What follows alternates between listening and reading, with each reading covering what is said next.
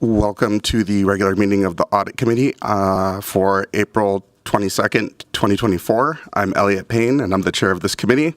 At this time, I'll ask the clerk to call the roll so that we can verify the presence of a quorum. Committee Member Abene. Present. Chugtai is absent. Hosbein. Present. Omar. Present. Williams. Present. Vice Chair Singleton. Present. Chair Payne. Present. There are 6 members present. Let the record reflect we have a quorum. Colleagues, our agenda is before us. May I have a motion to adopt the agenda? So moved. Second. Clerk, please call the roll. Committee Member Abene. Aye. Hosbein. Aye. Omar. Aye. Williams. Aye. Vice Chair Singleton. Aye. Chair Payne. Aye. There are 6 ayes. That carries and the agenda is adopted. Next, we have acceptance of the minutes from our regular meeting of February 12th, 2024. May I have a motion to accept those minutes? So moved. Second. Clerk, please call the roll. Committee Member Abene. Aye. Hosbein. Aye. Omar. Aye. Williams. Aye. Vice Chair Singleton. Aye. Chair Payne. Aye. There are 6 ayes. That carries, and the minutes are accepted. Our next item of business, item 3, is the 2024 Enterprise Risk Assessment and Risk-Based Integrated Audit Plan. I will invite Siddhartha Pudyal, Internal Audit Director, to introduce this item. Good morning, Chair Payne and the Audit Committee members. Today we're going to have a presentation regarding this year's Enterprise Risk Assessment that helped us build our audit plan for the upcoming year. Unlike last year where we had 2 separate presentations, one for the enterprise side and another one for the community safety side, this year we'll combine both of those risk assessments and audit plans and we'll present them as one. And today we'll have a variety of presenters today. They have worked on specific components of the risk assessment, and I'd like them to give them an opportunity to come up here, introduce themselves, and present the portions that they have worked on. So these are the topics we'll be presenting today, from background and approach and methodology, emerging and overarching risk themes, key findings, risk and topics identified for future considerations, and ultimately the risk-based integrated audit plan.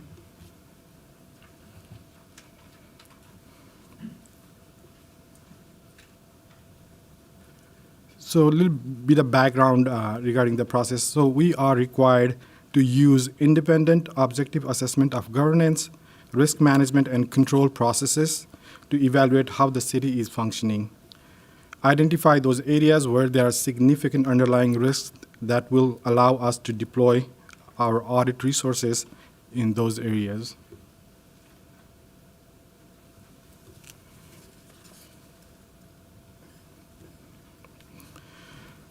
So Audit Division's work is guided by international standards for the professional practice of internal auditing, also called the standards. The Institute of Internal Auditors, IIA, sets the standards, which gives a professional auditing framework to perform the risk assessment. Considering these key risks in these various important areas as we go about, conducting interviews, surveys, industry research, national trends, etc., we try to take a very broad array of information and apply the framework to it to determine which areas we think are in the most need of audit attention. Audit has spent significant time over the past several months meeting with management across city departments involved in the work and areas being assessed. Audit held approximately 45 to 50 meetings to gather the information during this process. In these meetings, management is given opportunity to discuss their goals and objectives for the respective programs. In those discussions, audit inquired about current and planned work and future goals and discussed risks and challenges that departments are facing. All City of Minneapolis programs are included in this assessment that includes Park and Recreation Board and their programs, as well as this year we combined the community safety side as well. We consider the budget amount and also any significant change in the budget from year to year If there is a high dollar value associated with some activity, there is a significant risk associated with it. And sometimes there could be possibility that the activity budget-wise might be small, but still the risk-wise might be important. So we take consideration of those activities as well. And in addition to that, the prior audit coverage plays a role as well. We try to spread audit coverage across the area. We want to make sure we're hitting a diverse array of programs and processes in our work.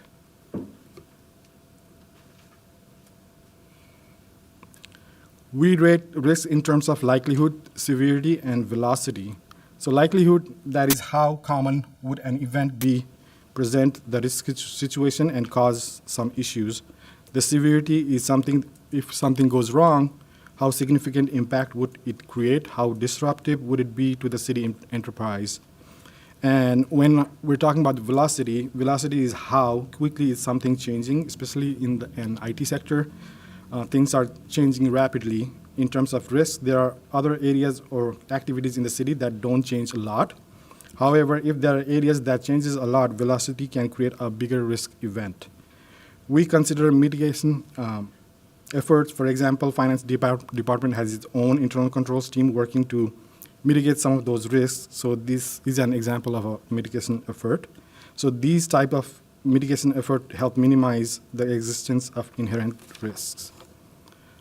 I just wanted to note that the goal here is not to eliminate the risk, because in order to eliminate the risk, you have to stop providing some of those services. And as being a government agency, we can't do that. And also, if you want to eliminate some of those risks, if there is any opportunity arises, you have not to consider those things as well. So the goal is to not to eliminate risk, but try to minimize as much as possible. Before I move to the next slide, if you have any questions so far.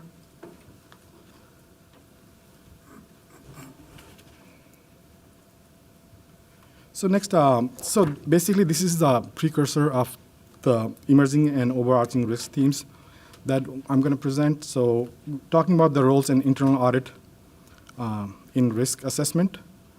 Audit provides independent assurance and consulting services to the enterprise, working with staff, management, and city leadership to foster risk management so as long as it has no role in the managing the risk.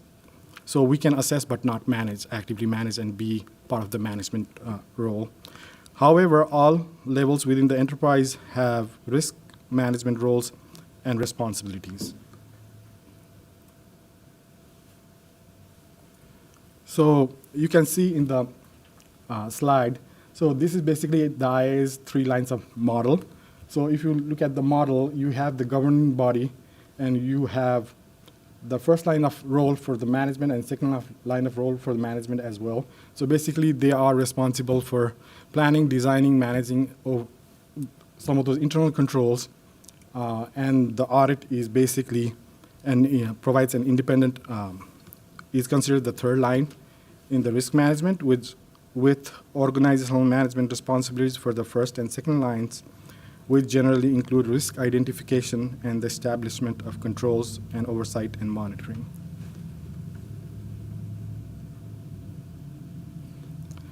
Next, I'm going to talk about some of the overarching and emerging risks and themes that might be there in the city.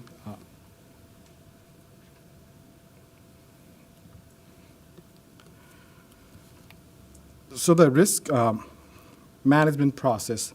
So auditors are uniquely positioned to serve as risk specialists on each engagement to help management identify risks and approaches for strengthening the control environment.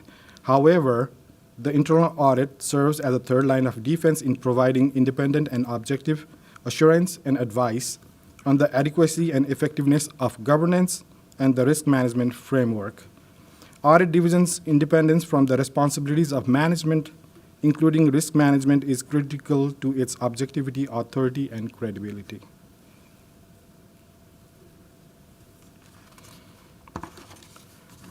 Senior management serves as the first line of defense by leading and directing day-to-day risk management decision-making, identifying, assessing, mitigating, and monitoring risks, and effectively implementing a risk management framework, including reporting and escalation.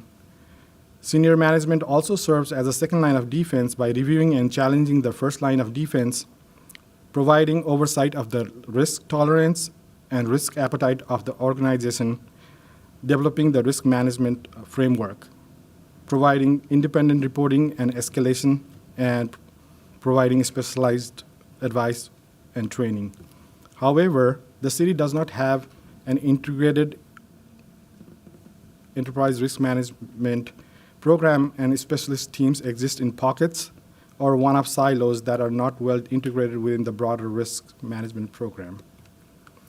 Such framework can help strengthen an organizational preparedness for crisis and increase resilience to risks following a crisis by continually identifying opportunities to be more effective in the future. As an ERM program matures, there is greater potential to use it as a management tool that gathers data to better drive organization leaders' decision-making and processes. Audit Division's annual risk-based assessment process could be more impactful should it have reference to the city integrated ERM framework from which enterprise data could be analyzed.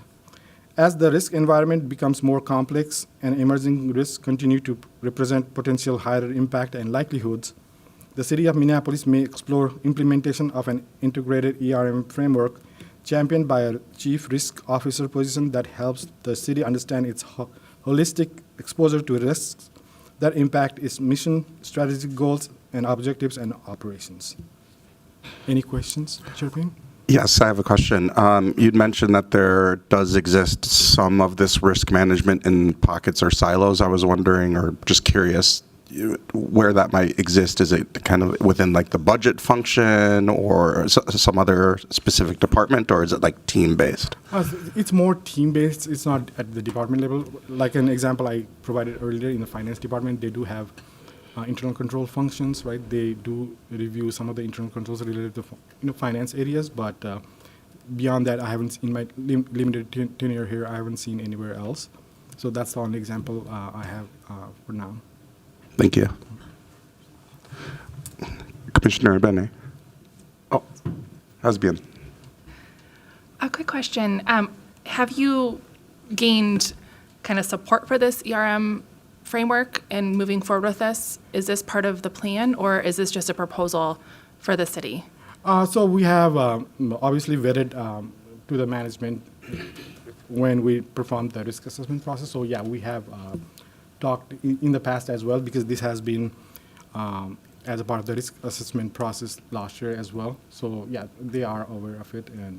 And initially, from my understanding, there is like a Office of Risk Management and Claims, but when COVID happened, majority of the functions was related to process like worker comms. So that work got delayed, or so the focus wasn't on the risk, creating the risk management framework at that time. But so that's why we have been putting this as an overarching risk, as a risk themes. And will there be kind of iterations of this for another kind of interim framework potentially before this kind of future state can be reached? So that basically, I don't know, because we have to perform additional risk and see what additional themes we can find, and if it also depends like how many, like I said, like silos, like pockets, like one-off risk program might come up in the upcoming year. So it depends on like how city approaches to create like an enterprise risk management framework. So Right. it's hard to tell right now. All right, thank you.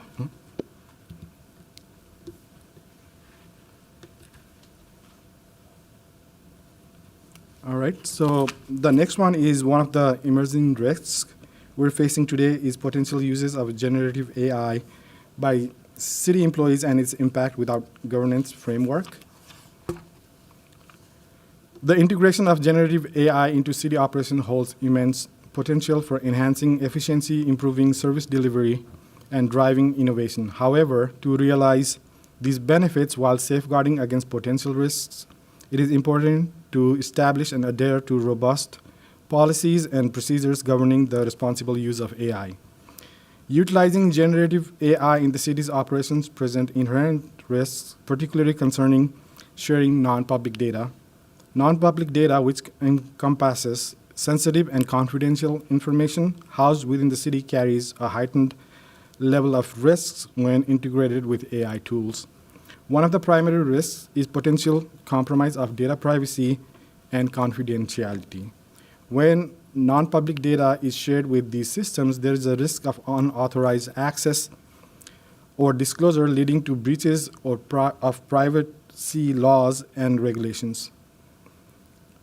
Such breaches not only undermine public trust in the city's ability to protect sensitive information, but also expose individuals to individual potential harm, including identity theft, financial fraud, or discrimination. Comprehensive policies provide a framework for ensuring that AI technologies are deployed in a manner that upholds the principles of fairness, transparency, and accountability. Therefore, a clear governance framework and accountability mechanism are essential for maintaining public trust and confidence in the city's use of AI. It is important for the city to create and implement robust policy and procedures to mitigate these risks and ensure that the use of AI technology is conducted in a manner that upholds the highest standards of ethical and legal integrity. Any questions related to this risk theme? Vice Chair Singleton. Thank you, Chair Payne. With regard to generative AI, I'm wondering, in a lot of the conversations I've had on the legal side about establishing policies and guidelines, there's been a movement toward creating guidelines that are more adaptive and aren't necessarily formalized policies, but do, by reference, incorporate other related policies. Just because that field is changing so rapidly, it's easier to be nimble and responsive to changes that are occurring by having more flexible guidelines. From an audit perspective, do you see any benefits or dangers to going with more or less formal guidelines versus more formal policies? No, thank you, Chair Payne and Vice Chair Singleton. No, that's an excellent thought. But from a risk standpoint, I think whenever you have a robust policy and procedures, you have more accountability if something goes wrong versus just the guideline, because the city does have guidelines and they presented that, sent that via email, I think back in October, regarding how to use it and what to do, what not to do. But whenever we're talking about risk and making people accountable, sometimes guidelines are not enough. So that's why I understand it's changing rapidly, right? But still, at least we have to work towards creating something concrete that what kind of information can be uploaded, right? Because we do house a lot of non-public data in the city, and if we don't have that framework, then there's no way to figure out how employees might be using some of those data and uploading those in the system. And once that data goes out, you never know where it ends up. So, Thank you. Thank you.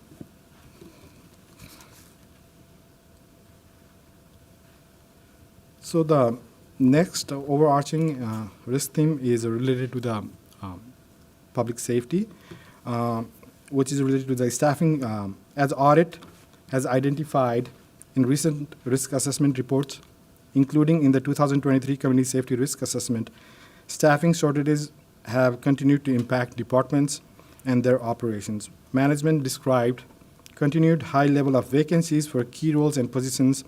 However, compared to prior assessment, staffing constraints are impacting certain departments and areas more so than others, as some have been able to fill positions or expect positions to be filled in foreseeable future.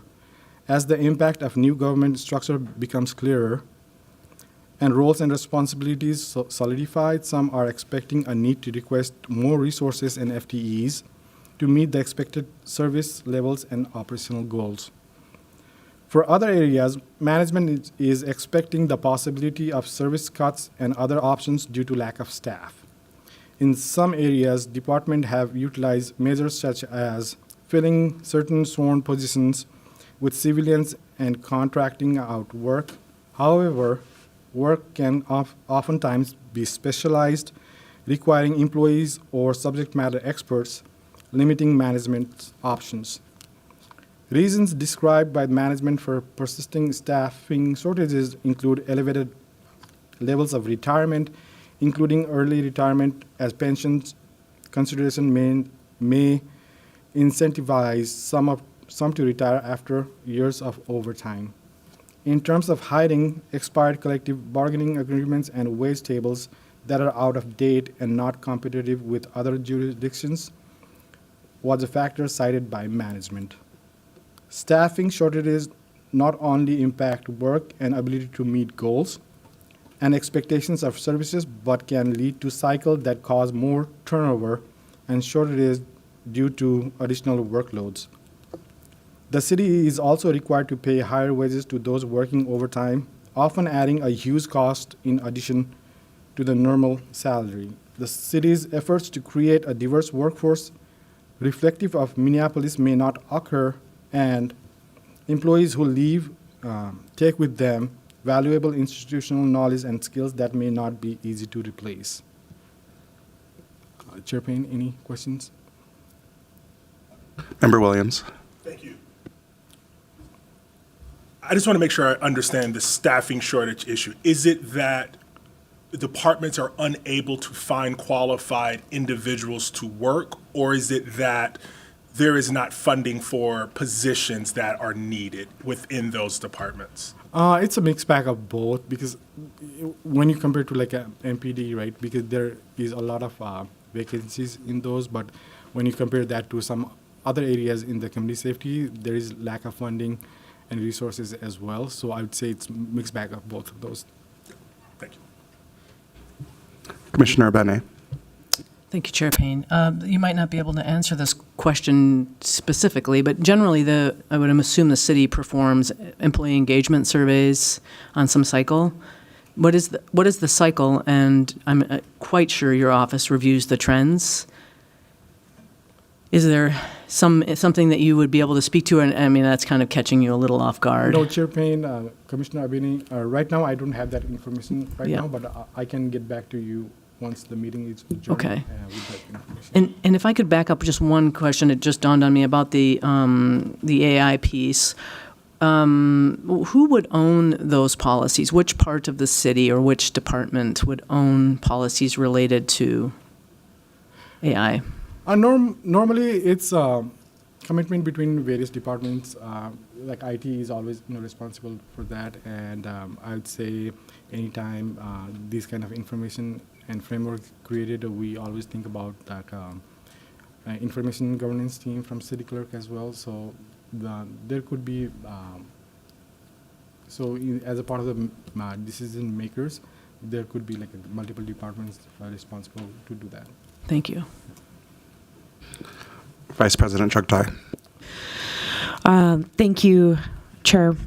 I just wanted to follow up on Commissioner Williams' question earlier.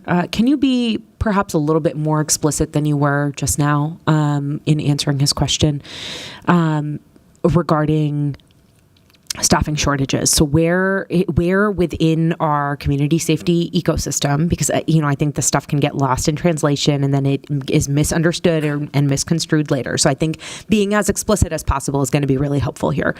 Where in our community safety ecosystem is the issue retirements? Where is it like lack of funding?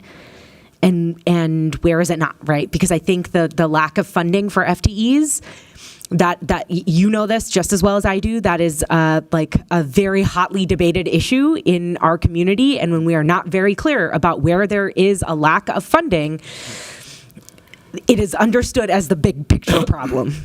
So basically, from my understanding, so the vacancies is primarily at MPD, right? Because they are short staff and. I'm sorry to interrupt you, Director. Can you just be closer to your mic so we can hear you better? Thank you. Is that better? Yes. Right. So, vacancy-wise is primarily MPD with a significant decline in the number of sworn officers. And also, like I said earlier, there are around 144 officers really eligible for early retirement as well. So if they if they decide to leave at the same time around next year, then we'll have, more vacancies created, and some of the services will be hard to provide in the community as well. And then some of those, like short staff you mentioned about, I think some of the Office of Community Safety as well, they're trying to have more FTEs as part of since the change and in structure of the the enterprise side and the legislative side. So now they have figured out what role and service they would be able to provide as well. And also when you look at the emergency management, majority of their funding comes from the grants. So if those grants go away, how do you manage that important part of that city as well? So it's very important. Maybe some of those funding should come from other than grants as well. So those will be two examples that I have. Does that help answer your questions? Sure. Yeah. Thank you. Thank you.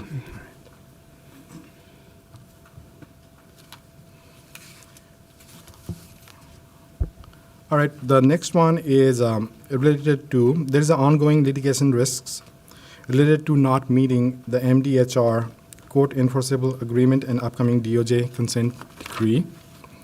Since last year's Community Safety Risk Assessment report, the Minnesota Department of Human Rights court-approved settlement agreement has taken effect, and the city has received findings from a Department of Justice report. The city is still working on an upcoming Department of Justice consent decree, but there has been more certainty and planning now that the MDHR agreement is in place. Management and staff involved in the community safety operations described a variety of ongoing work related to the agreements. Various assessments, such as on facilities and systems, have been conducted. In the last year, MPD has created and staffed a unit focused on this work. Roles and responsibilities have been determined, and those involved in community safety operations are determining how to work with others and be aligned. Audit noted that work and compliance with the agreement is a department-wide effort and encompasses other across the city. Significant coordination, planning, and resources are required to meet the terms of the agreement. Once the terms of the agreement with DOJ become clear, there will be additional action items and changes. For the foreseeable future, there is ongoing risk that the city may not be able to meet the terms and deadlines of the agreements. Despite efforts by management, there may be a variety of causes, which include staffing and resource constraint may hinder the ability to enact some items. Key staff may leave the city, stopping progresses. Some items require working with the vendors or contractors and ensuring they can meet the deadlines as described. Systems and programs can take significant time to fully implement and requires ongoing staff training. Management and staff are committed to the work described in the agreements and litigations. However, continued coordination, investment, resources, and focus are needed in the upcoming years to allow for successful completion of the terms and changes required. Any questions?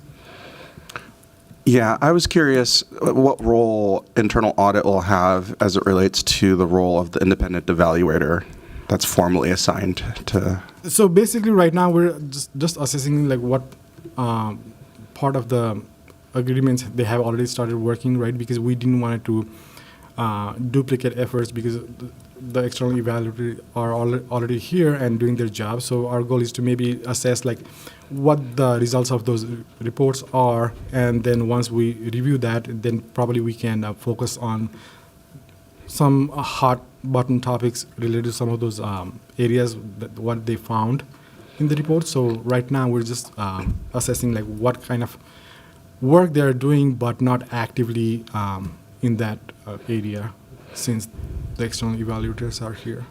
There might be an opportunity to set up a meeting. I know that their current scope right now is that they're executing a 90-day assessment, and it might be beneficial as part of their 90-day assessment to meet with our internal audit team just to make sure that if there is an opportunity to either coordinate or make sure that you're not stepping on each other's toes, that we get ahead of that in that process. But I just wanted to put that out there.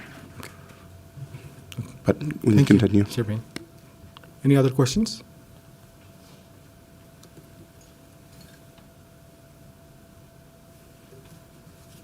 All right, next we're going to go through the key findings.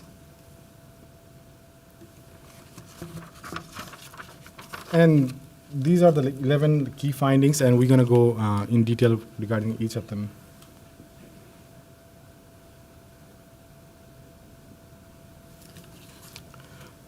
So the first one is related to the cybersecurity. The city and the park board, like other municipalities and organizations, continue to face cybersecurity and ransomware threats. There has been an increase in attempted and successful attacks across the country. The impact of successful cybersecurity attack on the city would be severe, including costs related to system downtime, responding to the threat, and payouts, and inability to provide essential services to the public for the extended period of time. Data breaches and the leak of data and damages to the reputation. Recovering from attacks can take extended period. That's why the city needs to ensure that systems are adequately protected, staff are trained and knowledgeable, and updated action plans are used in the event of a successful attack.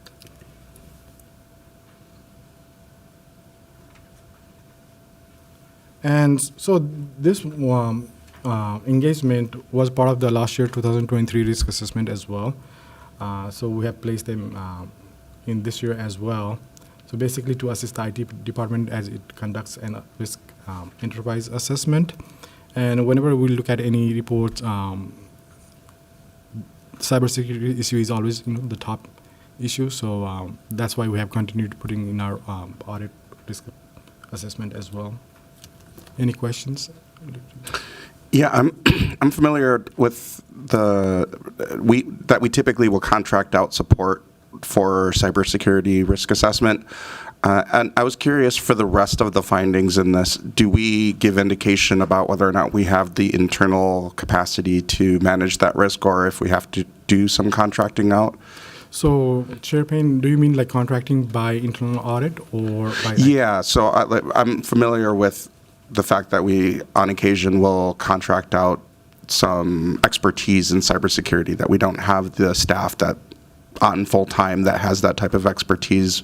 But I was curious for the rest of the risks, if there are other areas where we typically find ourselves needing to bring that outside expertise in. Normally, from my experience, it's mainly whenever we have like IT audit, we bring out outside expertise, but I can't think of any instances where we have brought, there could be like some specific incidents, but besides those things, like mainly it's IT audit that we normally bring the outside consultants. Yeah, I was just, maybe not for today and approving the report today, but maybe for the future, we could just give that indication so that we have that additional visibility into how we're managing. Sure. All right. Thank you. Any other questions?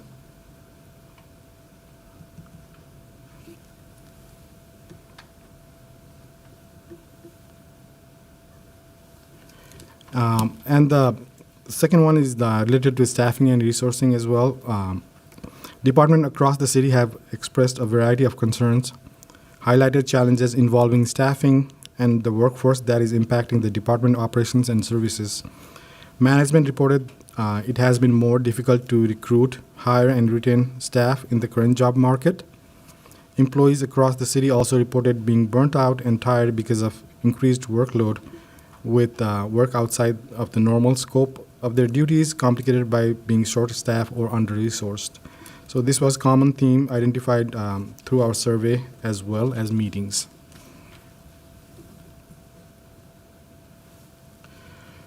Management reported it has been more difficult to recruit, hire, and retain staff in the current job market. As a result, it has increased workload for current employees, compounding the problem. Employees who leave take them with them valuable institutional knowledge and skills that may not easy to replicate, and the city's effort to create a diverse workforce reflective of Minneapolis may not occur.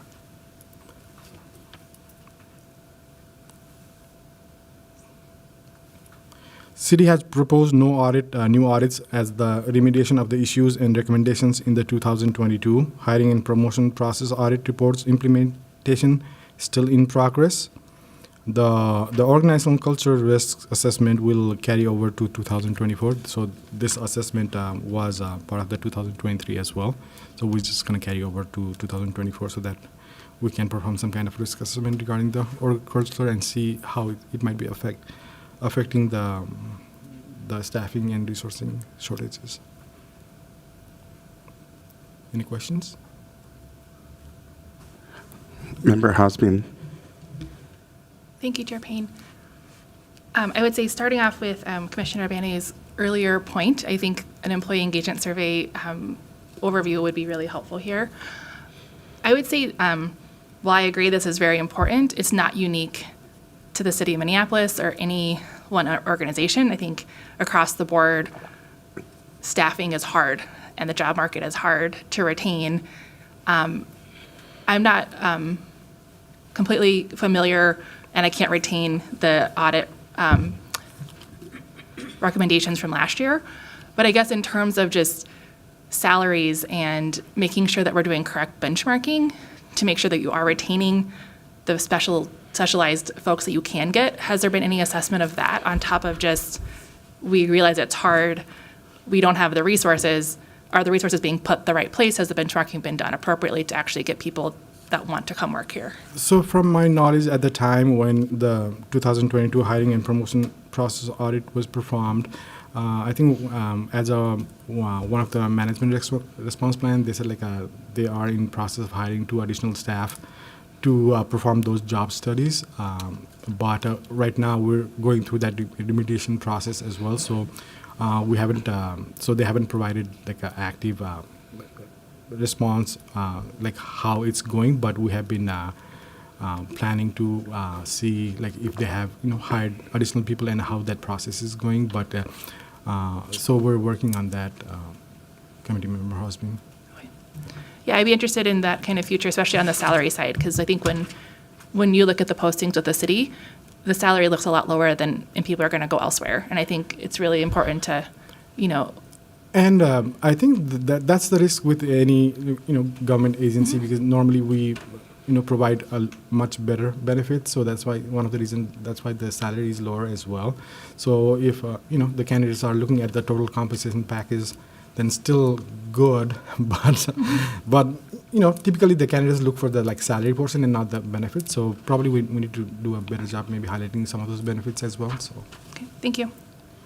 Commissioner Bene.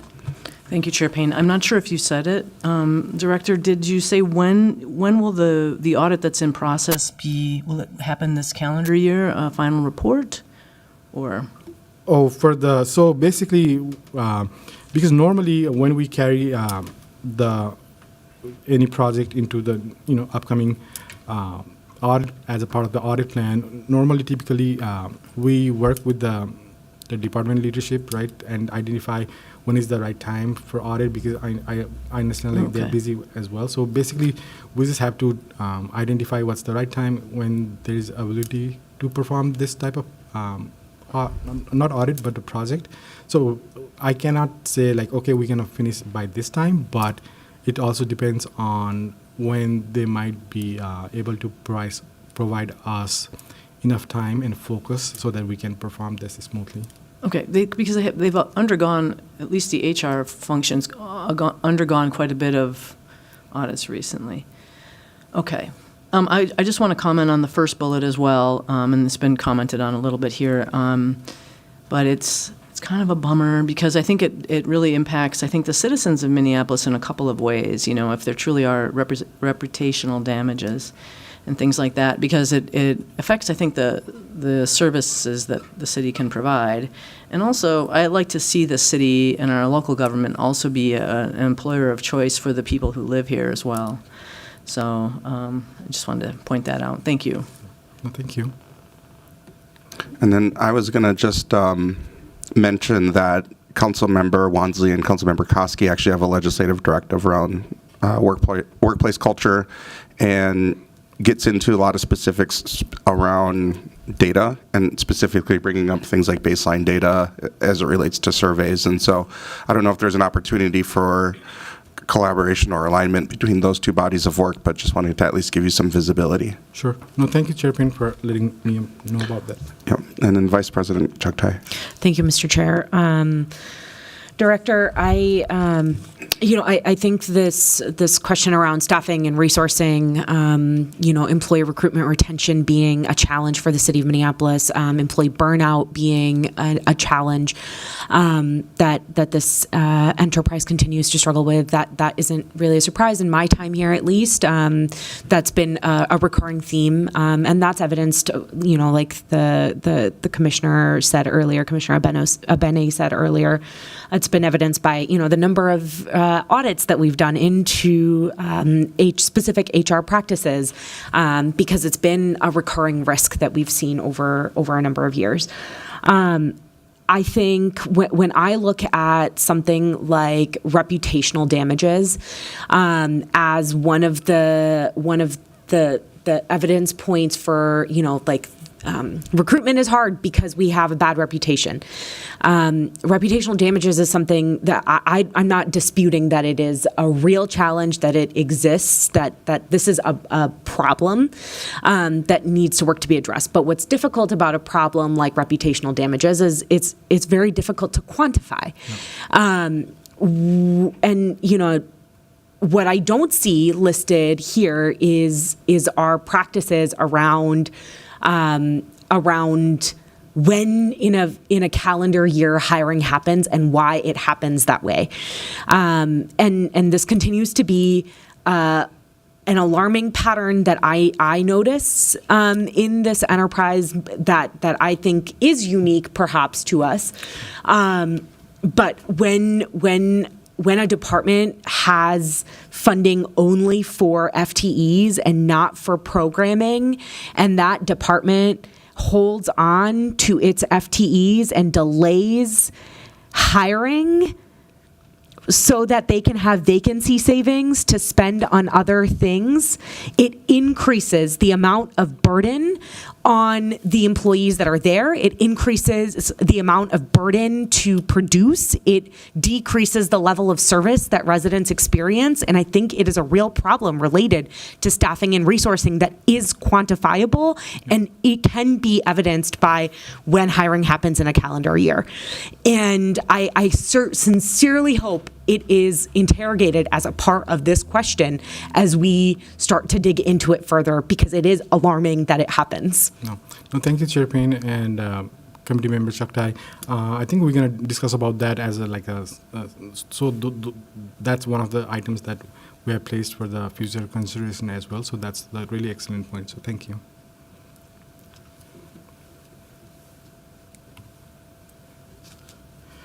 So the next one is related to offboarding and employee transfer. So there are opportunities to evaluate the effectiveness of offboarding and employee transfer processes and assess the coordination between various city departments to identify gaps and mitigate associated risks. Offboarding and transferring employees at the city is crucial for maintaining accountability, safeguarding sensitive information, and ensuring the continuity of operations. Without proper offboarding measures, there is a heightened risk of unauthorized access of the city systems and potential breaches which could result in legal liabilities and erosion of public trust. Audit, with an assistance of external consultants, performed a consultation project in 2019 to review the timeliness of removing user access from the City of Minneapolis network. The review was conducted as the city's Human Resources Department instituted a new ServiceNow process to request, track, and manage user offboarding process in 2017. So it has been 5 years since the. So it has been like 7 years since the implementation of that new process, and audit division with the basis of in the risk associated with offboarding process would like to ensure that system is working as intended and contributing to effective and efficient operations. So that's why we're proposing this engagement for this year's audit plan related to HR offboarding and transfer process audit. Member Hosbian? Thank you, Chair. I just maybe more of a comment than a question. In reviewing this part of the report, it focuses, and I understand that the risk is around data and technology and offboarding kind of in a IT space. I just want to make sure that we're not losing, I think, a really critical part of exit interviews, transfer of knowledge, training on processes, because I think that's just as big of a risk from a compliance perspective.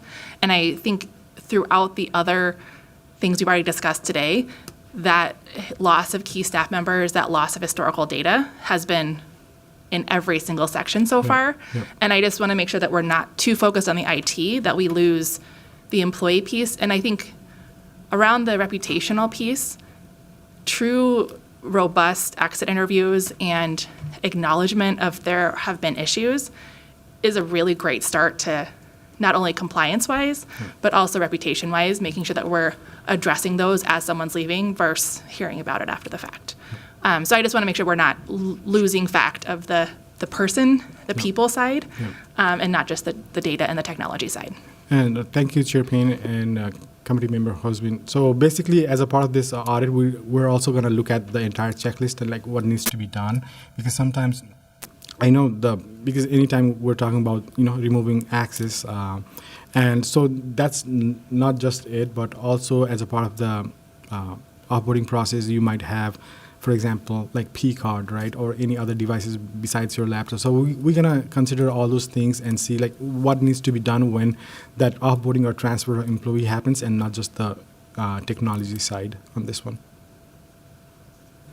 Maybe a follow-up question there. I think there's also maybe in that checklist review, I think it would be very interesting to look at that to see what the roles and responsibility transfer is as well. I think we've all seen gaps when someone leaves and then things that potentially they weren't technically doing per their job description then fall through the cracks, and that becomes an audit risk. Yep. Well, thank you, Chair Payne and Committee Member Hosbin. So, yeah, like you said, like because anytime somebody leaves or even transfer, there are always like mainly like three component of that, like being supervisor, HR, and IT. So that's why sometimes, like you said, something can fall off the crack. So it's really important risk-wise for us to look at it as well.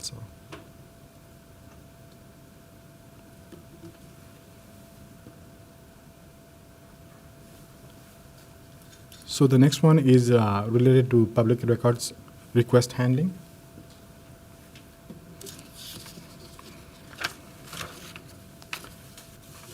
So non-standardized public records request and provisioning processes within the city could pose significant risk to transparency, compliance, and public trust. By establishing clear guidelines, standardized procedures, and robust infrastructure for managing requests, the city can facilitate seamless access to public records. A well-defined process not only enhances transparency and responsiveness, but also fosters greater public engagement and confidence. As the city navigates the complex landscape of governance and accountability, it becomes increasingly evident that a decentralized data request mechanism poses us potential risks to our operations. So one of the risks Audit Division had cited related to the potential delays in responding to public inquiries and information requests. As a result, Audit Division has identified opportunity to review the city's public records request and provisioning process to ensure they're effective and efficient, and proposed one project, which is related to the public records request handling. Any questions? Chair Payne? Yeah, I was really glad to see this on here because this was a concern that I've had. And I just want to read some things from some recent reporting in the Star Tribune. I'll just quote right from the website. The Star Tribune filed a data request to obtain personnel records for both Gillespie and Jefferson the day their employment ended. Gillespie's documents were released within hours, unredacted. So city officials took 9 weeks to turn over Jefferson's data, repeatedly declining to confirm whether there were open complaints against him at the time of his departure. And so it was always a question to me as to why certain records were getting released on one timeline and then another set of records released on a separate timeline. I didn't know until this was reported just on Friday that they'd submitted a data request at the same time for both of those cases. And the fact that one was able to be turned around within hours is really concerning to me, because to me that appears that it was a formality based on a conversation between somebody at the staff level or whomever and a reporter. So they did go through the formal channel of a data request, but the data was turned over so quickly, whereas clearly there was a process of vetting for former Director Jefferson. Not to get into the details of those two cases, but just to say procedurally that really breaks down trust and transparency when it comes to our data reporting, when certain instances gets hours turnaround and other instances get weeks turnaround, when the sensitivity of the case is pretty similar. So this is a very big concern of mine. Okay. No, thank you, Chair Payne. Any other questions? Thank you.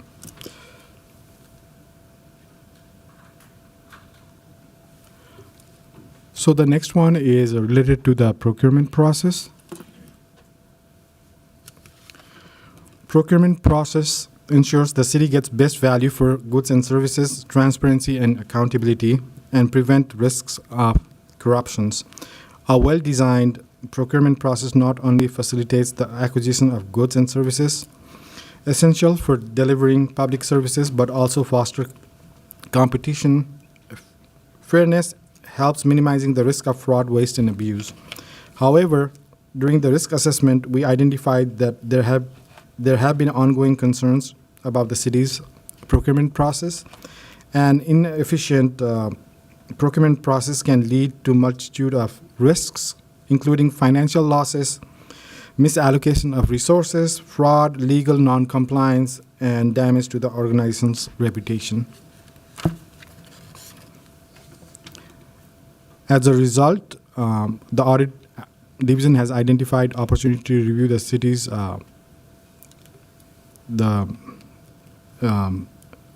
recommended this project as a phase 2 of the procurement-related review, which will be carried forward to the 2024 audit plan.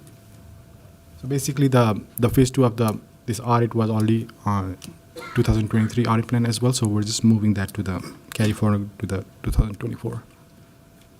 Any questions?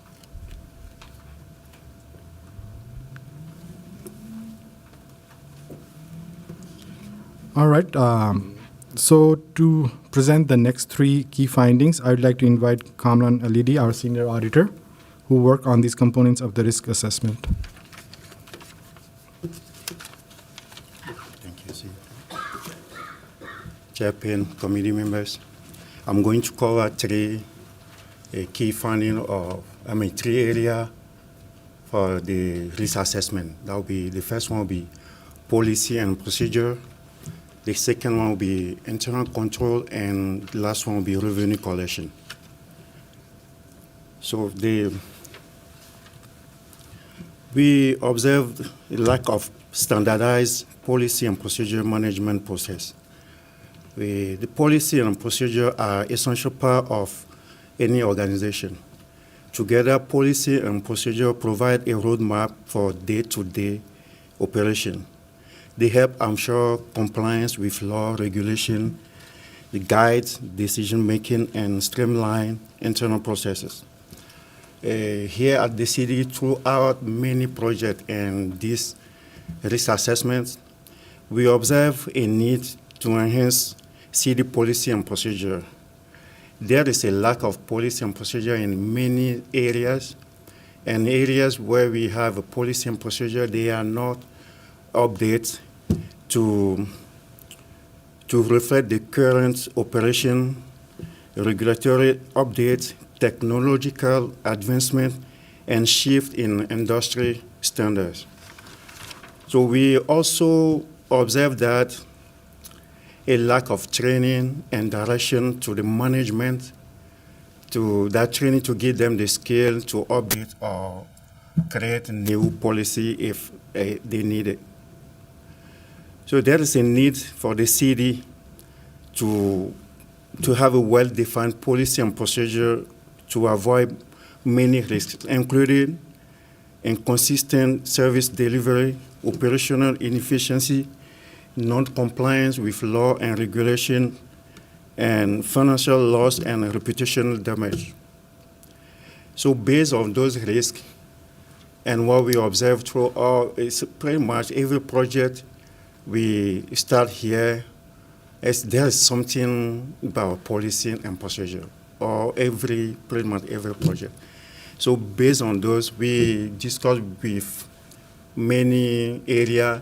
The problem was in the past that they don't have that direction. So since we have the new Office of Public Service, we discussed that with we have discussion with that office, and we realized that we need to get in kind of consultation to get the state of the CD policy and procedure. So we propose that to have that consultation of policy and procedure process, and to consult with the Office of the Public Service to review, update, align, and communicate CD's policy and procedure.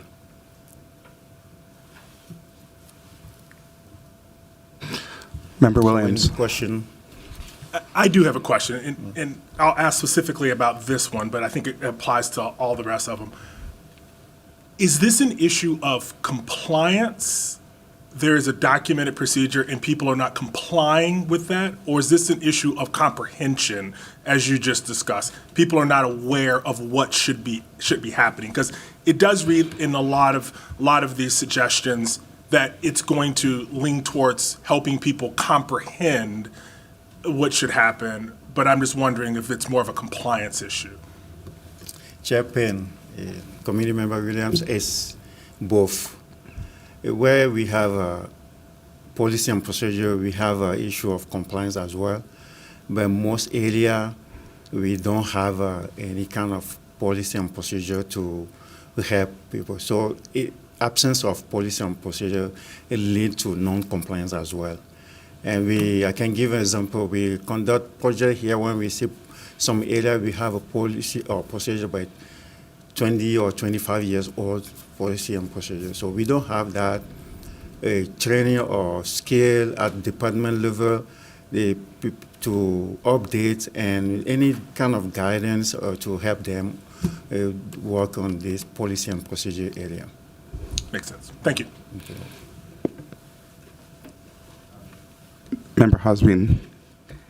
Thank you, Chair Payne. I think a third part of that, besides, is the kind of training on the framework. So if I was a new employee coming in, have you looked into, do I know where the policies live? Is it consistent? And do I know if I need to create a policy, how to even start that? So are we at that level on some of these too, besides just updating and maintaining? Chairman, committee member, Asma, management, when they hire people, or usually when you hire employee here, it's training. Most of the time, people just show employee how to conduct their work. If there's policy and procedure, they show them. But we observe that in many areas, we don't have that, so they just go through the knowledge of how they process. And when employee left and the other employee come in, it's like kind of drive to inconsistent in the process. We don't have a framework to get direction. So we talk to many managers. They say that they don't know what to do. They just come in. Some say CD council should be providing this. Some other area, they say no, that will be department level. So it's the kind of confusion in that area. So we want to work with that, the public service department, so to gather the state, to know the state of the CD policy and procedure, and if there's a need to create any framework for them. Perfect. Some sort of quality checks. Yeah. I think we mentioned before a lot of informal guidelines and informal documentation, and how does that get codified? Thank you. Yeah. Vice President Chugtai. Thank you, Mr. Chair. I guess one of my questions maybe here is I wonder if I wonder if one of the reasons there's such a lack of consistency or inefficiency here is policies and procedures within this enterprise come from different places. If if the thing that has to happen is guided by a state law or a state statute, but the procedure by which it is completed lives with the department in internal procedure manuals. I wonder if there's it's difficult to know where all of the things exist. So it could exist by federal law, it could exist by state statute, it could exist in our charter, it could exist in our code of ordinances, it could exist in a policy resolution that was passed 20 years ago, it could exist in an enterprise policy that was approved by council and mayor 10 years ago. Nobody knows where all of those things exist.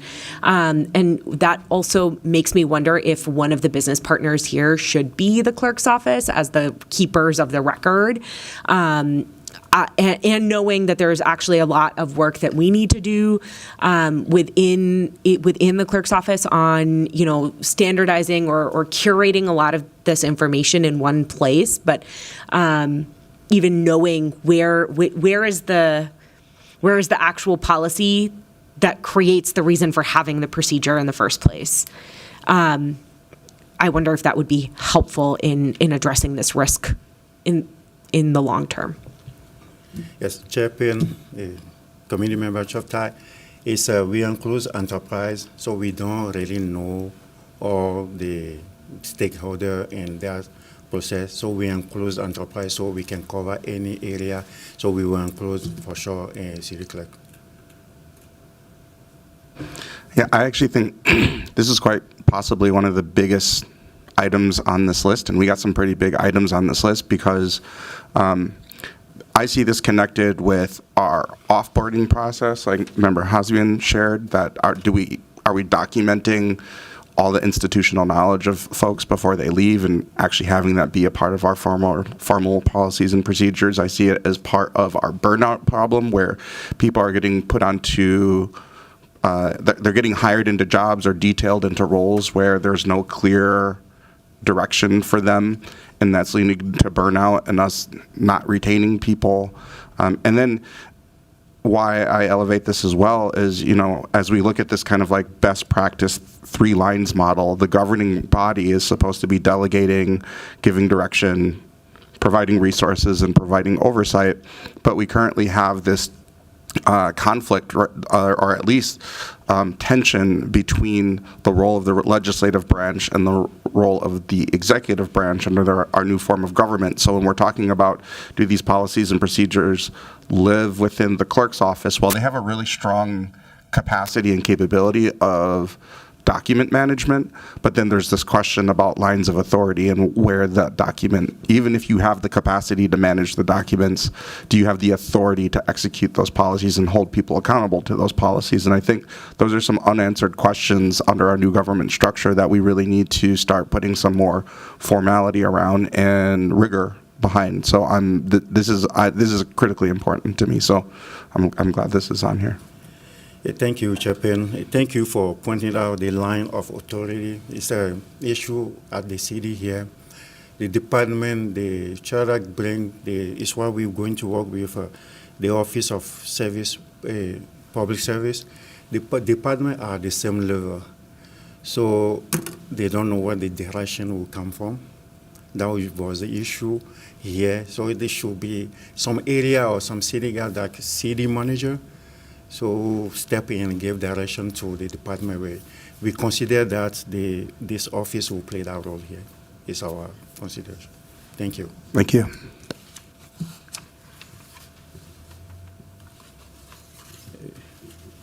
Next, I'll move to internal control. We found some internal control deficiency at the city here. So internal control are essential to accomplish city's goal and objective. They ensure compliance with policy and procedure, law and regulation, help protect assets, and avoid the risk of public scandals. Internal control deficiencies expose the city to increased risk of fraud, inefficiency, compliance breach and reputational damage. In recent years, Audit Division has conducted different projects and observed control gaps and a need for extensive city coverage by the internal control. What we mean by coverage is we have a internal control office in finance department, but they don't have that capacity, or they are not covering what we observe. They are not covering all the department and at the city. And during our last project into a revenue collection project, we realized that there's a control gap in many areas where the internal control is not reaching or working with. So through this risk assessment and discussion with internal control management, they point out the staff shortage is not, they don't have staff turnover, but the capacity or the budgeted staff is kind of 2 to 3 for internal control to cover the whole city. So to ensure we don't know really the state of internal control here, so we put that plan in internal control program process audit. So we wanna work with them and to review the design of internal control function and determine the extent of its coverage in various departments. So that will be the business partner will be internal control and a controller's office. Any question?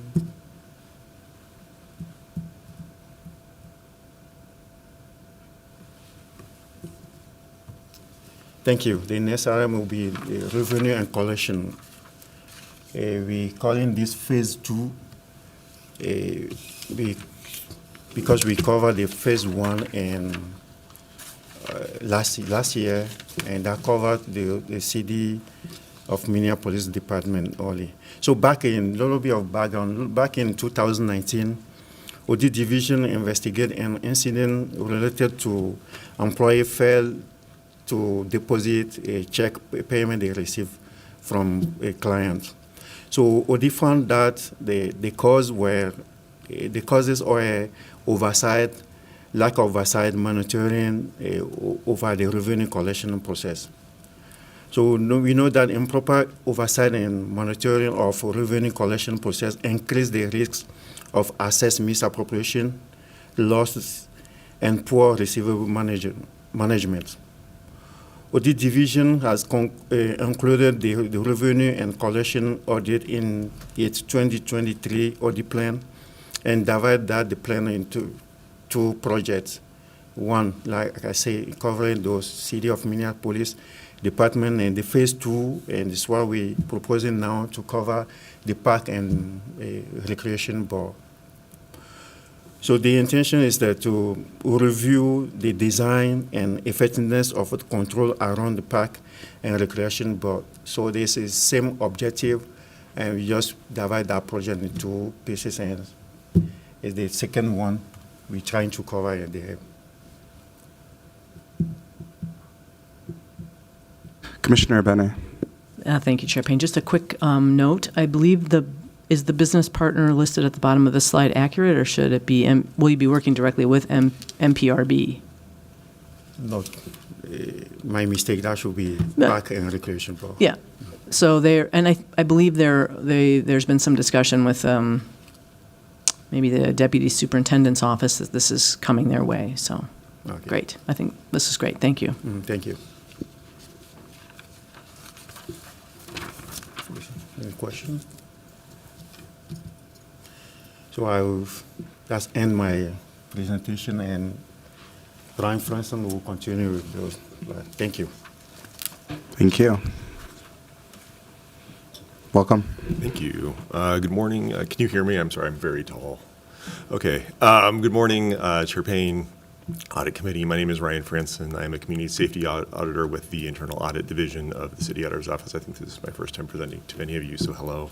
I'm going to present one item from the community safety portion of the audit plan involving MPD injured on duty cases.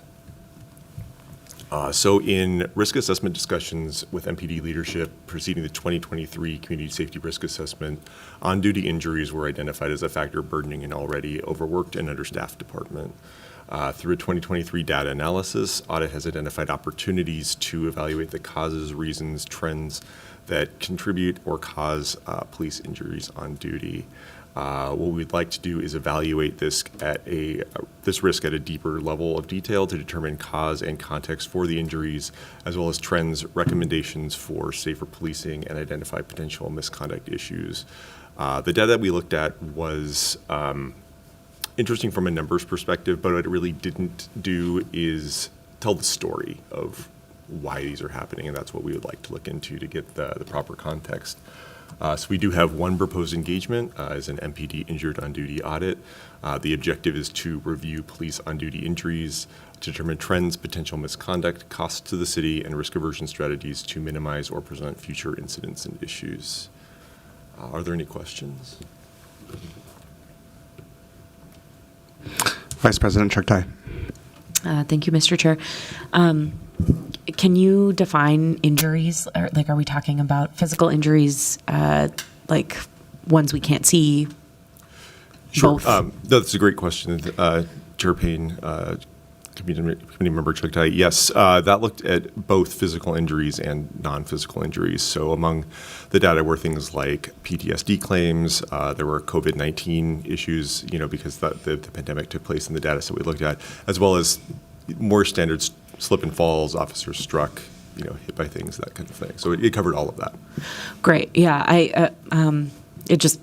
I'm curious about the PTSD claims as well, and wondered if that is a part of what is telling us a data point around injury that we're thinking about in this as well, and as well as what's the role of our independent evaluator as they're implementing policies that are about officer wellness and officer safety around like early intervention and like mental health care.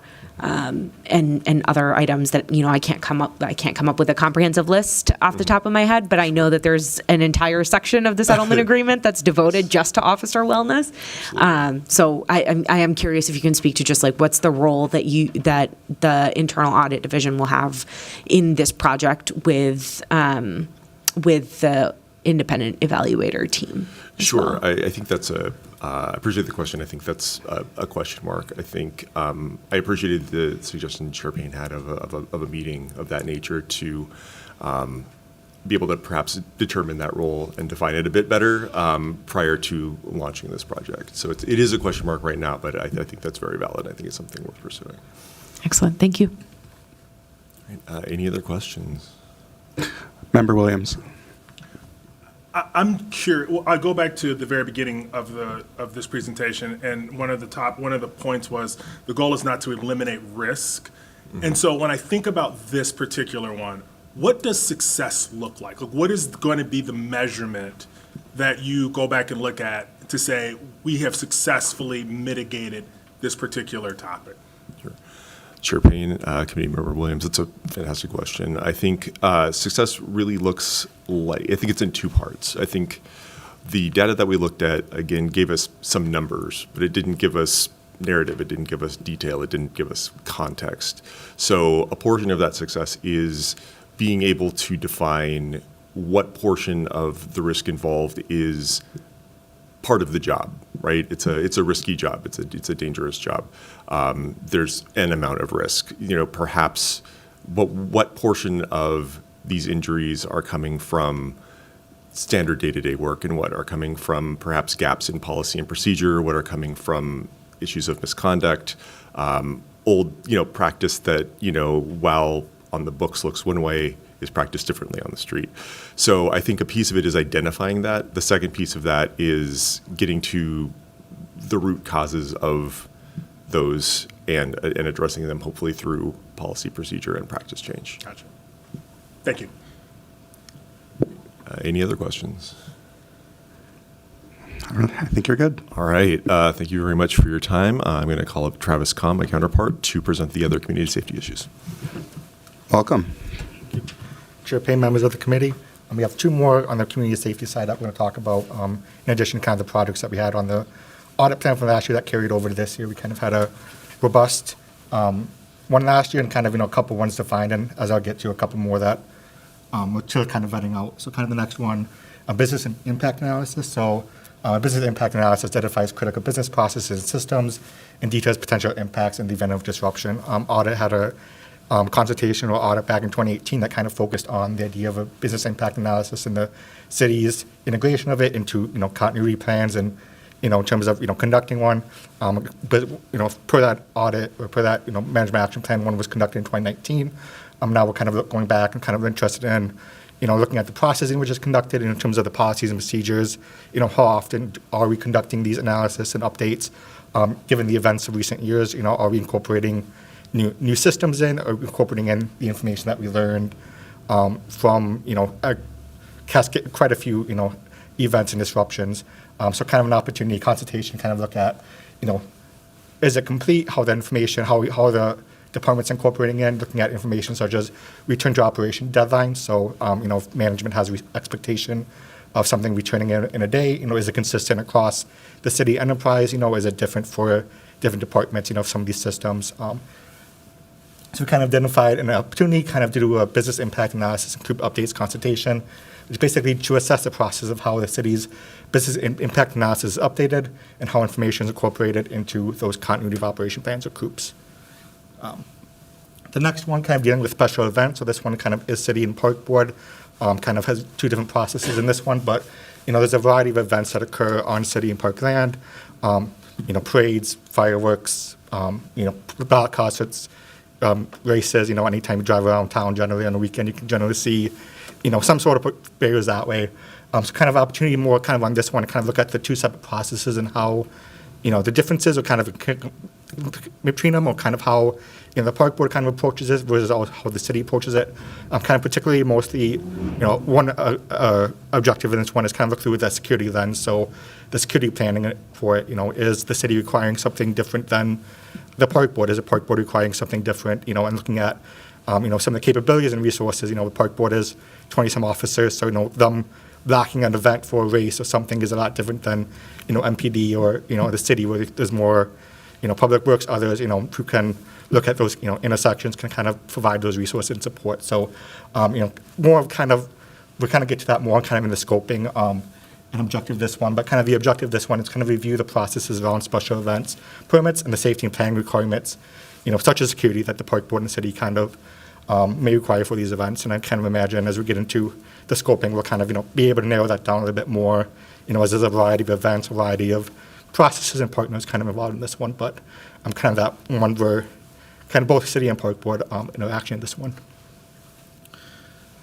So this next one, just kind of a couple earning list, in terms of, the ones that we have to add today, but kind of also topics for future consideration. So, and kind of anticipate, as we, go throughout the year, we kind of approaching this one as a rolling audit plan. So as risks rise or kind of as opportunities rise, some different topics that we're not quite fully ready to add or kind of not quite ready to, in terms of adding an audit project, have to have project partners, have to have an objective, kind of have to have a clear knowledge kind of going into these ones that we're still kind of working through some of those processes or kind of working through potential additions. So I think one was kind of discussion a bit last year, but kind of that 311 issue and remediation process. So, in terms of this one, we've been building out the 311 service center in terms of, kind of vetting through more support and resources through, contact through the city, through that department, kind of opportunity, but that department kind of similar to, doesn't own the data, doesn't own the necessary information. They're relying on departments to provide that information.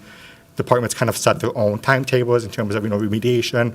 So kind of the opportunity at some point to kind of look at, those interactions in terms of, how that working relationship between 311 and departments operates, and, are we, kind of that compliance and that, cooperation from departments. Facilities and asset management, something that we've been kind of talking about over the last couple of years, and it's still kind of a topic. I think we can mention it in some specific audit reports that we've had lately. There's the ongoing kind of facilities management audit, but kind of also kind of, in a more, particularly in some of the community safety lens, fire stations, police facilities, community safety facilities, operations, how are we using spaces, what is the processes, in terms of, maintenance, repairs, in terms of, having a thorough kind of, well-defined priority list, kind of opportunities. There's been some recent internal assessments too, and looking at kind of how, departments might be using those, how they, kind of that prioritization, kind of some of the stuff that we kind of touched upon previously, but more opportunity in those work area. Something that back in 2019 we did an off-duty work process audit. There's still a couple open audit issues from that one, and there's been a lot of disruption, kind of a lot of change. Obviously within the last couple of years.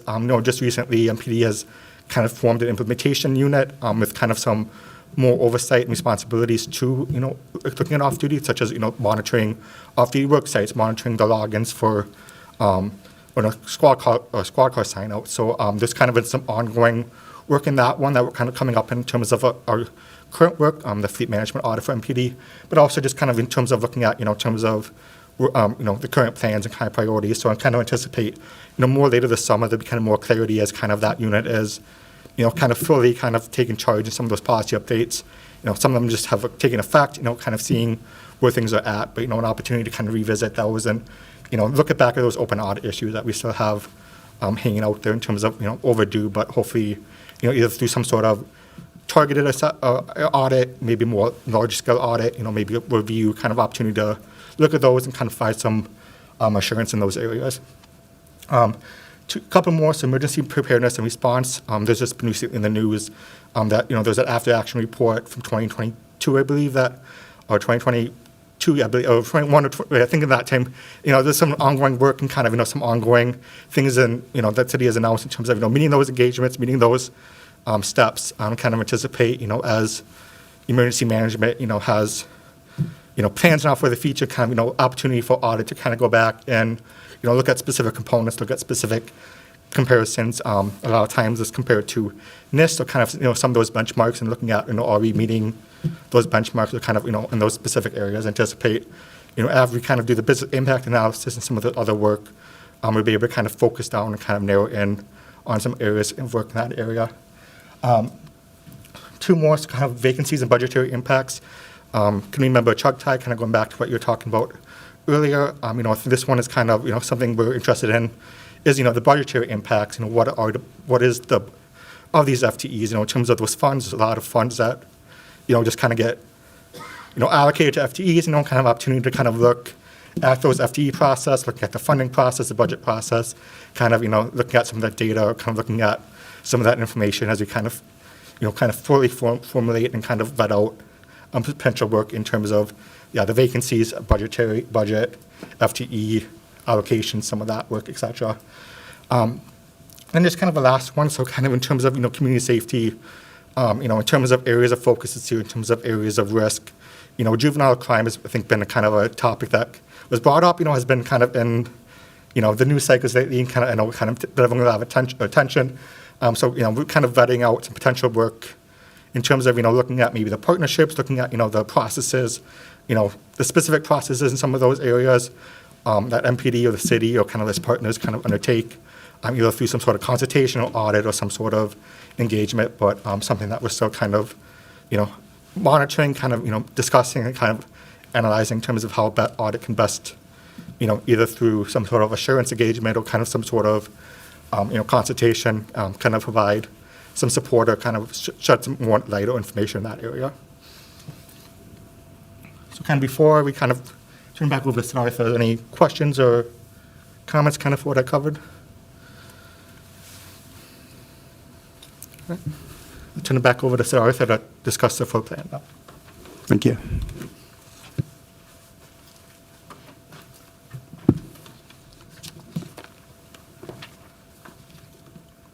No, thank you, Chair Payne and the committee members. I know that was a long and detailed presentation.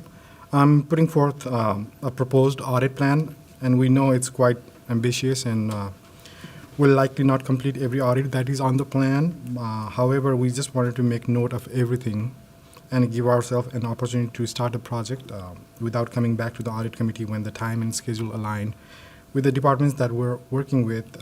So knowing that this is a rolling audit plan, things can be added and removed as time goes on. The plan you see in front of you is the one we put forth for adoption.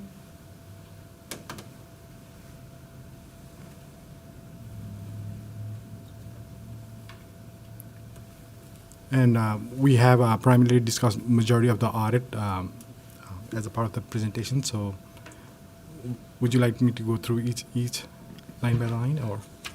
I think we went through it pretty thoroughly.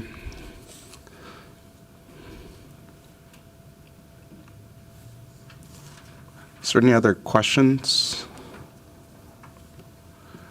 Member Hosbein. Thank you, Chair. Not to sound condescending, but you just said that this is a very ambitious plan. And I think with all the other kind of findings about staffing shortage and burnout and all that sort of thing, I want to make sure that this feels something that your team wants to take on and I think is manageable, because I don't want that to be happening in the audit space as well, being so important. And I think with that same kind of sentiment of just making sure that this is a successful thing for you and your team, is there a kind of priority? Because I want to make sure that, and I think we've talked about some of the ones that really raise to the top that are, one, policies and procedures are in every single thing here. Staffing shortages and the onboarding piece, every single piece here. Is there a way that you're going to be ranking these in terms of what you're going to prioritize in staff and follow-up? Because what I don't want to see, too, is I know there's been a huge effort since I joined the committee to get a lot of the ones that have been kind of overdue off the books. I just don't want this to be too much to not make really true progress moving forward. Oh, thank you, Chair Payne, and thank you, Committee Member Hosman. So basically, we don't, this list is not based on the priority. It just identified a proposed plan.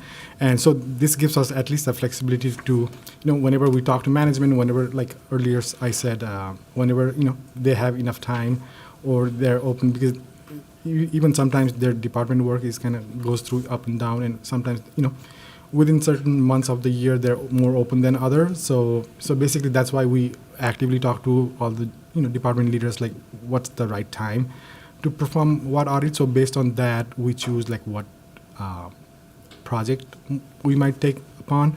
But in terms of our internal group, we do assess who has what kind of skill sets to decide what projects anybody can take on in. But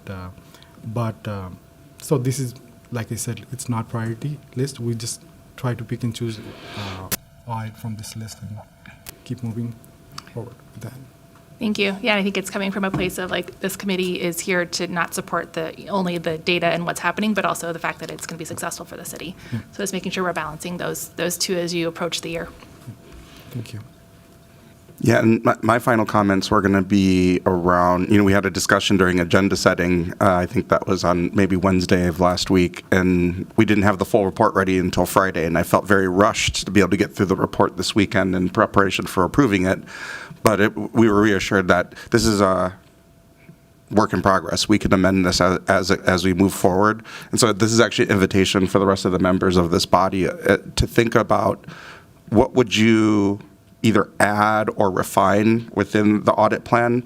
And then you're raising a really important point around prioritize. What would you prioritize? Maybe when we come back in 2 months, maybe have a top 3 that you'd be willing to share that could help provide some input so that we aren't overextending, everybody on the team chasing after things that maybe aren't as high important to the rest of the body. Chair Payne, I said, yeah, that's, we will take that into consideration as well. But at the same time, we have to work with the city leaders and see, figure out the best time when we can perform some of these audits. So if that happens, I think it's the best situation. But again, I'd say we'll assess how best to approach working with the city department leaders. So no, thank you. Yep. Thank you. Seeing no further comments, I move approval of this item. May I have a second? Second. All those in favor say aye. Aye. Aye. Opposed, say nay. That carries, and that item is approved. Item 4 on the agenda is an update from the Office of the City Auditor on work in progress. I will again invite our Director of Internal Audit, Siddhartha Pudyal, to introduce that presentation. Thank you, Chair Payne. Audit committee members, hopefully this won't take a long time. I know we have spent a lot of time presenting the risk assessment reports, and majority of the time, like last few months, we have been focusing on the risk assessment as well. So I just have like a couple of updates related to that.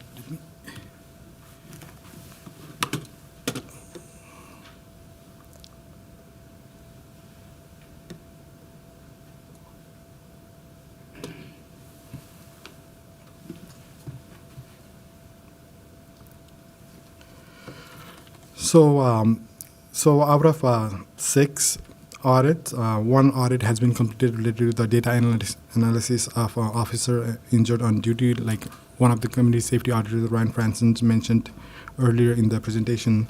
And since the last audit committee meeting, we started a new audit, which is still in planning. The last one, the MPD fleet management audit, which is in progress. And we'll also talk about the investigation overview and prior issue follow-up as well.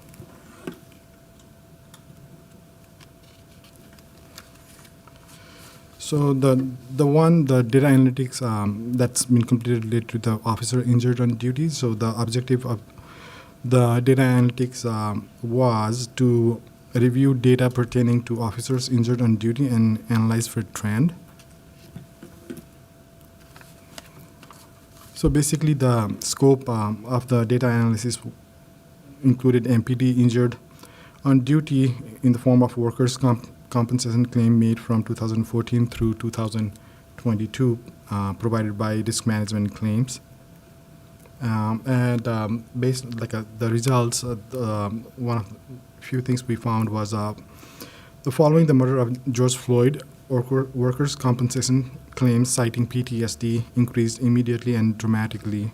The number of MPD PTSD claimed has dropped consistently since peaking at 148 claims in 2020 to 36 claims in 2022.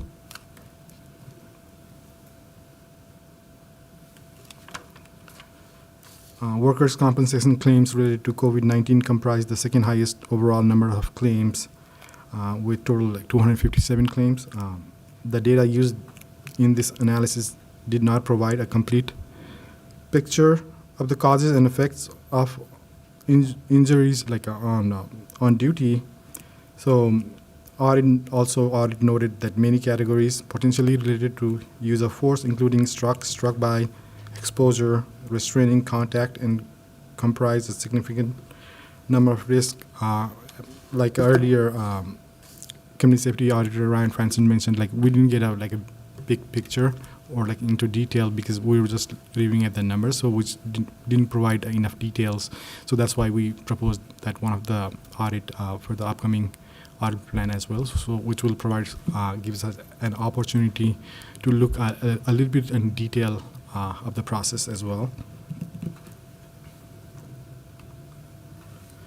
So the next one is related to the IT outage after action review, which is still in progress. The objective of this action after review was to review the city's response to the outage, assess the outage impact on the city departments, examine factors that may have contributed to the outage, and identify ways for the city to mitigate future events.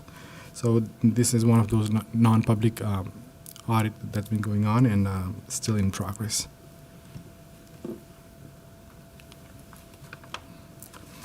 So the next one is the facilities management audit. The objective of this audit is to review the effectiveness and efficiency of controls around cities, facilities maintenance and repair.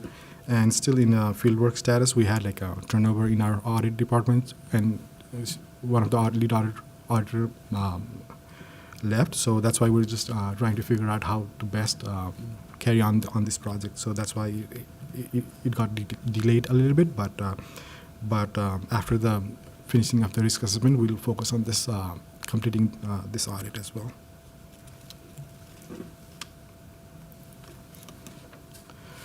So the next one is the Neighborhood Safety Departmental Risk Assessment, which is like a consultation project. So this is still in progress. The objective of this risk assessment is to work with the neighborhood safety in establishing and conducting a departmental risk assessment activity that self-identifies, evaluates, and responds to risks. So as a part of this risk assessment, we did meet with all the key staff and also Director Luana Brown and help them at least went through at least one of the risks and walk through how to go about completing our risk assessment workbook. But we have been actively following up with them and to make sure like those works are completed as well, so that we can see what kind of risk and controls they have come up with regarding their own programs as well. But at this time, we're still in progress, and we're actively following up with the department regarding completion of this risk assessment.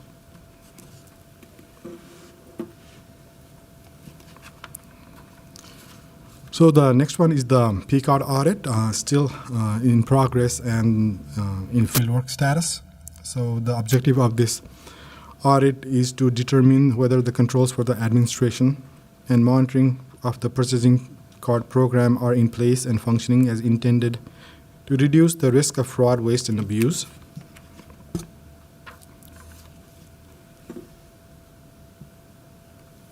And as I mentioned earlier, so this is one of the audit we started after the last audit committee meeting related to the MPD fleet management audit. And the objective is to review the processes and controls around fleet management at MPD, including squad cars, to ensure they are sufficient and operating effectively and still in planning status for now. Any questions related to any projects in progress?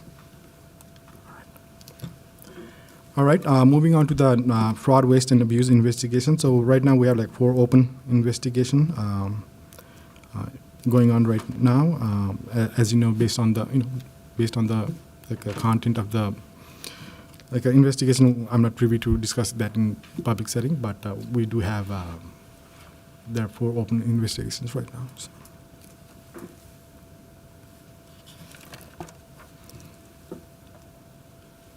So the next one is the prior audit issues follow-up. So right now we have 29 open audit issues, and 11 of those audit issues are overdue. And primarily out of 11, 8 of them are related to like 2 specific projects. But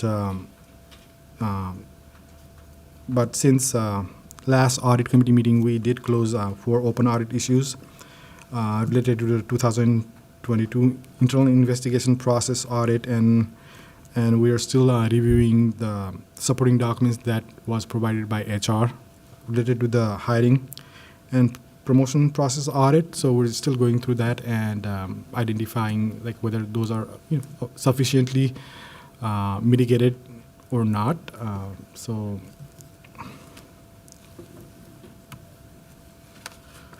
these are the list of projects which has like a non-closed audit issues right now, and some of those are new ones. So some of those they haven't gone through that like a tentative completion time yet, so they're still working on those, some of those issues.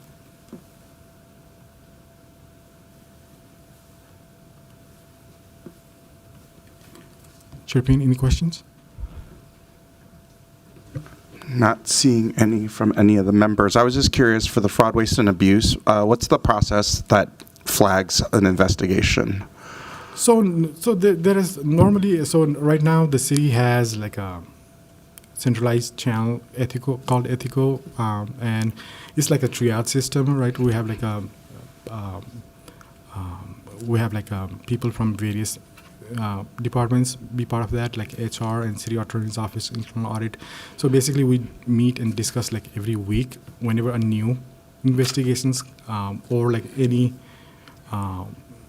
it could be related to like a different aspect, like it could be like HR related or fraud, waste, abuse, or anything else. So we just decide like who is the best, person to handle that. So anytime any complaints related to fraud, waste, and abuse comes up, then I become the main go-to person to handle those situations. Vice President Chuck Tai. Thank you, Mr. Chair Director. I feel pretty clear on what happens when, based on what you just described, what happens when an allegation of fraud, waste, and abuse come to you and to this grouping of staff members. How do they come to your attention in the first place? Like, where are the allegations generated and request for investigation generated? So normally, sometimes, there are like different ways. It might come up. Sometimes it could come from like supervisor or the person, or like email, but ultimately it goes through that system that the city has, which is called like an ethical system. So even it comes through me. Like sometimes they can email me, and like even city attorney's office, but ultimately it goes through that system so that it can be better managed and tracked that way. And like I said earlier, on a weekly basis, we do meet and discuss like who should be the responsible party to handle that situation. So if I'm a member of city staff and I am, like say I'm a program assistant, I see or experience something that I believe could be fraud, waste, or abuse. What's my next step? How do I make that known to someone? I email the ethics officer, I email you, I fill out a form somewhere. There is like an online portal that you can go and create that complaint process and start that process. So when they submit that complaint, it comes through that system. It seems like perhaps the ethics officer would like to also chime in on this one. Certainly. Ms. Trammell. Chair Payne, Vice Chair Chuck Tai, members of the committee, there are multiple avenues for employees to report their concerns in the workplace. They're advertised on City Talk. Generally, we take complaints in many ways, but we do specifically, as a best practices, have an anonymous hotline that we operate. They can enter by a complaint through the anonymous hotline by calling the hotline and talking with one of our vendors' employees who will take the complaint and then prepare a report that gets sent to us. They can also access it via the internet through the web on their phone or on their computer and file their own report. Those reports all go to the same triage group as mentioned by City Auditor, and we meet weekly to discuss them. Staff, however, gets them ahead of time and starts processing them if they already can tell from there that we know where this is going to go. We also take complaints in other ways in that I receive emails. I receive formal ethics complaints, both from employees and from residents. Residents do not have access to our employee hotline. That's specifically just for employees. So we respond to things. I also receive letters, and those are ways I receive complaints, and they get entered into the Ethicos system so that we have one database now for tracking. In addition, an employee may complain to someone in their department, either a supervisor or someone from the HR department. And the HR department business managers are importing those complaints into the Ethicos system as well. So there are multiple ways in which an employee can get a concern raised, and it gets put in the system that way. Mr. Chair, may I ask a follow-up question? Where do controls exist for, if an employee makes like a complaint of this nature and it's making its way to this group of people that includes, multiple departments, multiple individuals? What are controls that exist around protecting the nature of the complaint and I guess protecting the authenticity of data that may surround that complaint to ensure that it can be thoroughly investigated? How do we ensure that, are there formal policies that exist that keep everyone involved in this from being able to, share with other employees that such a complaint was made in the first place. And I think as a part of the internal investigation process audit, a new group was created within HR called HRIU Investigative Unit, and they do have like a detailed policy and procedures related to this process and how they have like information related to the subject. They call like who is the complainant and the supervisor. So they do have a lot of information and process in place, and also talking about like what's the intake process. What kind of questions should the investigator ask, and so they go in detail regarding what's the actual process of intake and who's going to investigate if there's a situation where like maybe we need to hire like outside investigator. So in those situations they do hire outside investigator as well to make sure there is no conflict of interest as well. So they do have like a detailed policy related to all these things. Chair Mr. Amo. Payne and Vice Chair Chuck Ty and members of the committee, that is all correct, what has just been stated. In addition, the unit, HRIU, the ethics officer, and the triage team, everyone is guided by the Minnesota Government Data Practices Act, which tells us how we can treat this data. Data involving a complaint is not public data unless or until discipline is imposed and is final. And so absent a final disposition of discipline, all we can tell complainants is that we've received their complaint and the status. So. And does that also cover, though, like the sharing of that data within the enterprise? So certainly it's not public data. It can't be like a journalist couldn't fill out just to go off of the example that we heard earlier, right? Couldn't fill out a data request for that information, have it be released. But does it also protect how it's shared internally among? The Government Data Practices Act does protect it internally in that we can only share with those who have a need to know. You'll oftentimes because all these matters are treated as employee discipline matters. And so it all involves a need to know group. Who needs to know about the complaint in order for us to investigate and complete the report? And that need to know list is determined by who's involved in the complaint, what the complaint involves. Like, we will not include a city auditor in something that has nothing to do with fraud, waste, or abuse. Understood. Okay. Thank you very much. Thank you. Any other questions? Seeing none, thank you for the presentation. Thank you for your time. And seeing no further questions from committee members, I will direct the clerk to receive and file this report. Seeing no further business before us, and without objection, I will declare this meeting adjourned. Thank you, everyone.